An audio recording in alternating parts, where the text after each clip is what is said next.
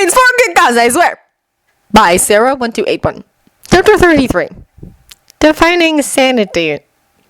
3 days after the invasion, the results of the exams were finally ready, and so the chunin hopefuls and their sensei were gathered in Minato's office, which had not suffered any extensive damage, and had quickly been repaired. "Why are we all being called in here?" Sakura whispered. "There was a ceremony after I made chunin with Choji Nino, granted, but after the original invasion, I was with Shikamaru when he got the news. Basically, one of the chunin who worked at the Hokage Tower just threw a vest at him, congratulated him, and left."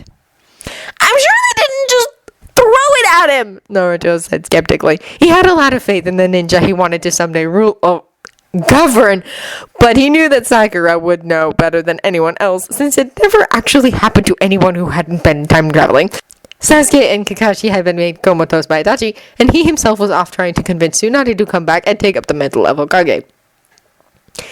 He decided it was too troublesome to duck, and the zipper caught him in the forehead and left a red mark for days, Sakura informed him, although he later said he should have just gotten out of the way, because having to explain to everyone why he had a zipper-shaped indentation on his head was even more troublesome.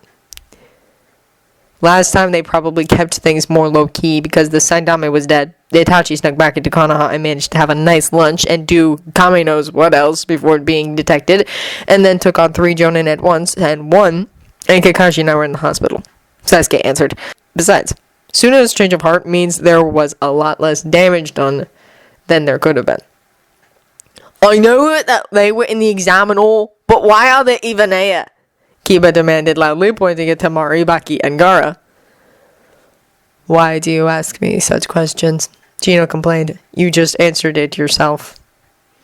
"But they betrayed us by allying with that one snake guy and helped to invade," Kiba cried. "Yeah, for about 2 minutes. Temari scoffed.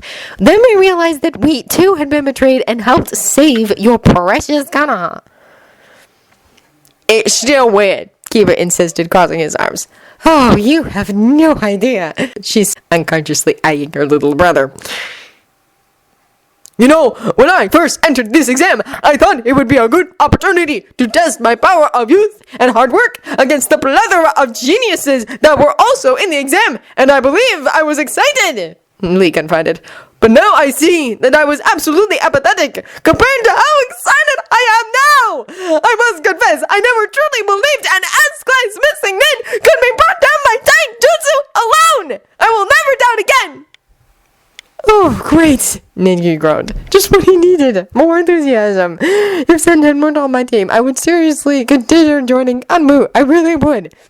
"Lee, my adorable stated, that's the spirit!" The guy called out, overwhelmed, tears running down his face. Kakashi coughed to get Guy's attention without actually having to touch his fellow Jonin sensei, lest the other man take that as a cue to initiate a bonding session. "Maybe you should save the encouragements for after the results. He'll either be very happy or very disappointed, and either way you should save all your youth for that." "Excellent idea, my most hip forever!" Guy beamed. "I've been meaning to ask, though. Did you see whatever became of Kisame's sword? Ibiki thought it might come in handy during his interrogation." "What sword?" Kakashi replied innocently. "No, I haven't seen it. Is it missing or something?" "So you're telling me that Shikamaru has designed a foolproof plan to get out of doing any more D-rank missions, and you intend to use it right after things get back to normal around here?" Kurenai asked enviously. Trying to sound casual, she continued, "Well, don't hold out on me." "Sorry, Kurenai." Asuma apologized, not sounding very sorry at all, but it will only work the once, and Shikamaru barely felt it was worth his time to come up with one plan to get Team 10 out of it. I don't even want to know what it would take to get him to come up with another one, although you are, of course, welcome to try. "Why do you want to know about real estate in Konoha?" Maki asked, confused and a bit apprehensive. Gaara had always been strange, but before they had left Suna, at least he'd been fairly predictable. "I am attempting to broaden my horizons," Gaara replied shortly, his plans of purchasing a vacation home left unmentioned. His fellow Suna shinobi were already concerned about his fondness for Konoha, so no sense worrying them until it was too late for them to interfere. "Why do I even need to be here?" Shikamaru wondered. "It's so troublesome. Couldn't someone just have given the vest to Asuma or something?" Given your senses concern over me violently attacking you and your teammates, I feel obliged to warn you that if you make chunin with that attitude and I don't, we will have problems, Tamari warned. Violent ones, I presume. Shikamaru yawned. How troublesome. There was a flash of yellow, which heralded the arrival of the Hokage. Sorry I'm late, he apologized. I had to assure some concerned civilians that there was very little chance that Orochimaru had some leftover summons running around, and therefore it was quite unnecessarily to kill them all. While I myself have never been fond of snakes, and can understand the desire to see them gone, who knows what kind of ecological issues it would cause in the future. Minato took a deep breath and pulled an envelope out of a pocket on his vest. Is everyone ready to hear the result? Various murmurs of assent confirmed that they were. As Minato took the paper that presumably held the names of the new chunin out of the envelope and unfolded it, he said, Now remember, every one of you showed very clearly that you have the potential to one day achieve chunin, even if you did not achieve it here today. So my advice to you is to not give up, train hard, and work through some of your personal issues.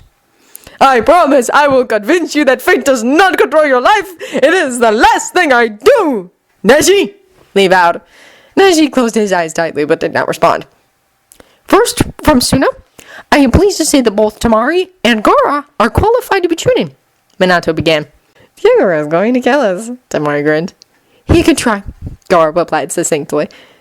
He should have taken this match more seriously anyway, Maki noted. Perhaps this will convince him to do so in the future. Underestimating opponents is the fastest way to get killed during a fight. From Team 9, Glee has advanced to chunin, Minato continued. Team 9? Naruto echoed, puzzled. I thought they were Team 9! Sakura rolled her eyes. It's like how they started calling up Team Kakashi when we reformed our team. I've never heard them called Team 9 before, but I guess they had to have been assigned a number, and the fact that a Team 9 was active would explain why we had a Team 7, Team 8, and a Team 10 in our graduating class. It doesn't even matter anyway, Sasuke got in. Well, no! Naruto conceded. But since when has the lack of relevance ever stopped me? Lee, meanwhile, was crying. I passed? You didn't, Lee! Guy cheered. The flames of your youth are burning brightly indeed! He stopped as he remembered he had another student in the room that did not pass. I'm sure you'll make it next time, Neji. You are very talented. Neji didn't look at him. Sakura and Naruto flinched. Oh, golly, do you think you got him over his fetish? It's just another bad case of Sasukeism! Naruto asked frantically. Sasuke raised an eyebrow. Sasuke-ism? Naruto nodded. Yeah, you know, a refusal to talk, combined with a demon of biting hatred for happy people and an insatiable appetite for revenge! Sasuke rolled his eyes and hoped Naruto didn't actually use that term on a regular basis. Then again, knowing Naruto, who knew? He even names his insistence on counseling his opponents. What does Neji have to seek vengeance for anyway? Didn't Kakashi save that one relative of his he had been angsting about? Oh, I don't know, Sakura deadpanned. Being born into the Branch clan, having Guy and Lee on his team, being subservient to Hinata because his father was born a few minutes after his uncle. His father might not be dead, but I can think of a few reasons he might have issues. From Team 10, Shikamaru is now a chunin. Minato pressed on, despite the frequent interruptions from people who couldn't wait until he got through 8 candidates. I did, Shikamaru asked. Does that mean I'm going to have to do anything? Because if it is, then no thanks. You can't turn it down, Tamari insisted. Honestly, why are you even a shinobi? I thought it would be less troublesome than being a civilian, Shikamaru replied. Although now I suspect I may have been mistaken. All those years at the academy when I refused to graduate early were excellent for napping and cloud watching. I'm actually starting to feel sorry for that one girl I beat, Tamari remarked. She was on your team, wasn't she? Don't bother, Shikamaru replied, inclining his head slightly to confirm that Ino was indeed on his team. She's still seeking vengeance. I know, Tamari said grimly. She's tried to jump me twice since the invasion. It's really a good thing Sakura's such a good medic. Or maybe not so good, as once she's fine, she starts looking for me again. Oh, thank Kami, Asuma cried out. After all the problems this exam has caused, I don't know how I would have talked him into taking another one. From Team 8, Kiba and Shino have moved up to chunin, Minato announced. That is so awesome! Kiba exclaimed. He stopped as something important occurred to him. Wait, Does Akamaru get promoted too? Minato looked taken aback. I suppose so. Is your dog actually a shinobi? He scored better than half the class on the graduating exam, Kiba said defensively. I know, there's really no point in asking why he even took it, because I don't know, he just wanted to. That is good news indeed, Shino declared. Okay, all this waiting around is killing me, Sasuke muttered. If Kiba passed, and I didn't, I'm joining you on your trip to Suna, Naruto. And finally, from Team 7, Sasuke, Sakura, and Naruto all passed, Minato concluded. Tsunade owes me 500 Rio, Kakashi cheered, and I've officially trained the most talented team since the Sannin themselves. Well, at least Tsunade's winning streak is broken, Kurenai commented. Last time she won, we got invaded. I guess we don't need to run away to Suna after all, Naruto said, pretending to be put out. You were planning on going to Suna if you didn't make Chunin? Gaara asked, wide-eyed. Kind of, Naruto admitted. but don't worry, we'll still come visit. It's really not necessary, Tamari told him with his light wits. but if you insist, make sure not to bring Shikamaru with you. He won't agree to make the trip until his hormones demand it, Naruto said cheerfully. Hopefully, it will go better than our first trip to Suna, Sakura said, crossing her fingers. From what I've heard, it would almost have to, Sasuke remarked. Have I ever told you that you're the best sensei that's ever lived? Kakashi asked later that afternoon when it was just the two of them in Minato's office.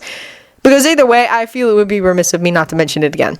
You might have a few times since you made Jonin, Minato told him, sounding distinctly amused. Increasingly often since Naruto was born. Well, it's still true, Kakashi declared, so why not say it? You're just pleased that all your students made Jonin, which hasn't happened in over 40 years, Minato accused. Kakashi shrugged. Maybe.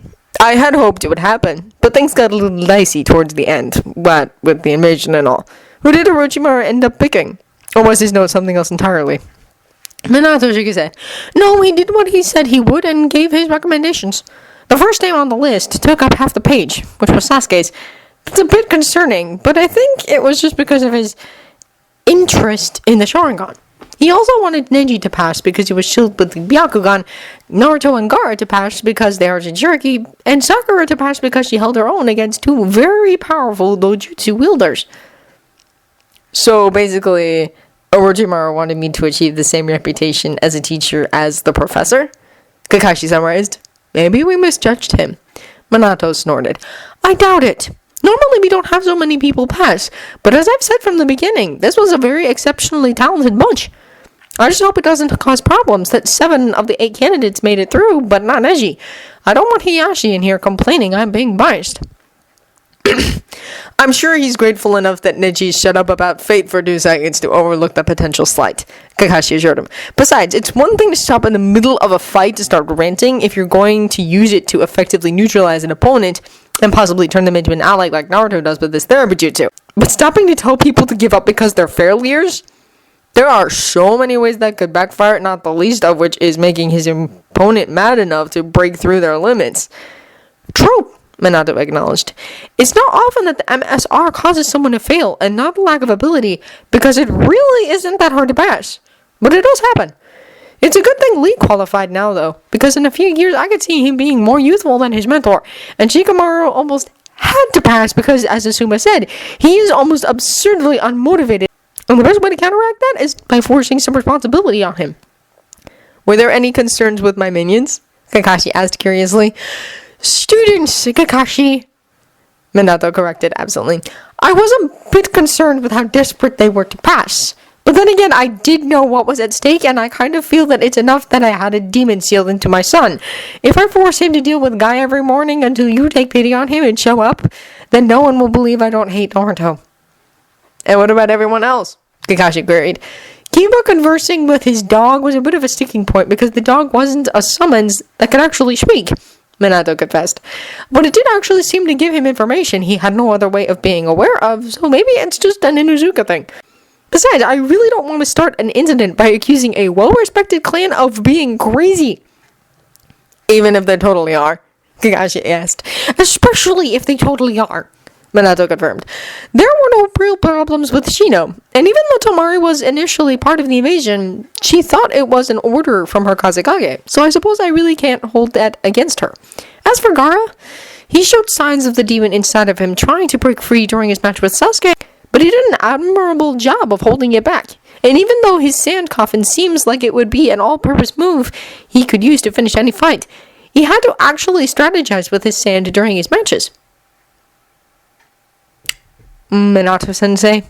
Kakashi looked unaccountably nervous. What is it? Minato asked, frowning. Is everything alright? Kakashi nodded. Everything's fine. It's just... there's something I need to tell you tomorrow.